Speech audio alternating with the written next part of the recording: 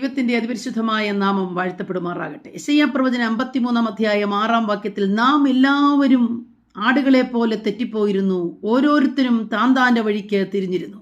എന്നാൽ യഹോവയായ ദൈവമോ നമ്മുടെ എല്ലാവരുടെയും അകൃത്യങ്ങളെ അവന്റെ മേൽ ചുമത്തി. യഹോവയുടെ ഭുജം ആർക്ക് വെളിപ്പെട്ടു വന്നിരിക്കുന്നു? എന്താണ് ഈ യഹോവയുടെ ഭുജം? സ്വർഗത്തിൽ നിന്ന് യഹോവയായ ദൈവം തന്റെ ഭുജത്തെ ഭൂമിയിലേക്ക് നീട്ടി. എന്താണിത്? കർത്താവായ യേശുക്രിസ്തുവിന്റെ ജന്മദിന ആഘോഷങ്ങൾ നാം നടത്തിക്കൊണ്ടിരിക്കുകയാണല്ലേ. എന്നാൽ എന്തിനു വേണ്ടി യേശു ഭൂമിയിലേക്ക് വന്നു പ്രിയനെ? നമ്മുടെ എല്ലാവരുടെയും അകൃത്യങ്ങളെ തൻ്റെ മേൽ ചുമത്തി പാപത്തിൽ കാൽവരിക്രൂശിന്മേൽ എന്നേക്കുമായി ഒരു യാഗമായി അർപ്പിക്കപ്പെട്ട് സ്വർഗത്തിലേക്ക് വീണ്ടും കരേറിപ്പോയവൻ, ജന്മദിനം ആഘോഷിച്ച് സന്തോഷിച്ച് ദിവസങ്ങൾ കഴിയുമ്പോൾ നമ്മൾ അതിനെ മറന്നുപോകുന്നവരായി തീരുവാനല്ല, നമ്മുടെ എല്ലാവരുടെയും അകൃത്യങ്ങളെ പോക്കി നമ്മെ ശുദ്ധീകരിച്ച് ഈ കർത്താവിനോടുകൂടി വാഴണമെന്നുള്ളതാണ് നമ്മുടെ ദൈവത്തിൻ്റെ ആഗ്രഹം. രക്ഷ എന്ന വലിയൊരു കർത്തവ്യവുമായി യേശു കർത്താവ് ഭൂമിയിലേക്ക് വന്നു.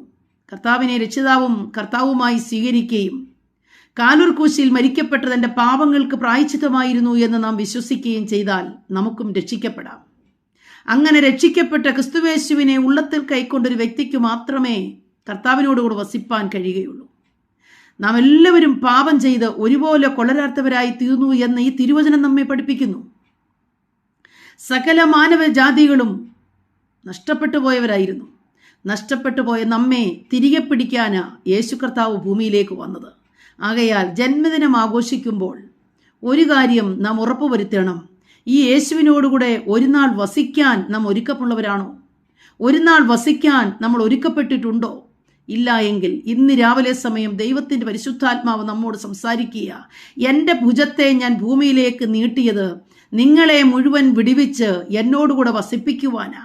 എൻ്റെ ജന്മദിനാഘോഷത്തിൽ നിങ്ങൾ സംതൃപ്തരായി ഈ കൊല്ലം കഴിഞ്ഞു കിട്ടിയെന്ന് ചിന്തിപ്പാനുള്ളതല്ല, കർത്താവിനു വേണ്ടി ഒരുങ്ങിപ്പാർക്കുവാൻ, ക്രിസ്തുവിനെ രക്ഷകനും കർത്താവുമായി സ്വീകരിക്കുവാൻ, ഈ കർത്താവ് നമ്മുടെ അകൃത്യങ്ങളും പാപങ്ങളും തൻ്റെ സ്വയത്തിൽ ഏറ്റെടുത്തുകൊണ്ട് കാൽവറിയിൽ മരിച്ചു എന്ന് നാം വിശ്വസിച്ചുകൊണ്ട് കർത്താവിൻ്റെ രക്ഷയെ കരസ്ഥമാക്കുവാൻ ദൈവം നമ്മോട് ആഗ്രഹിക്കുന്നു, ആവശ്യപ്പെടുന്നു.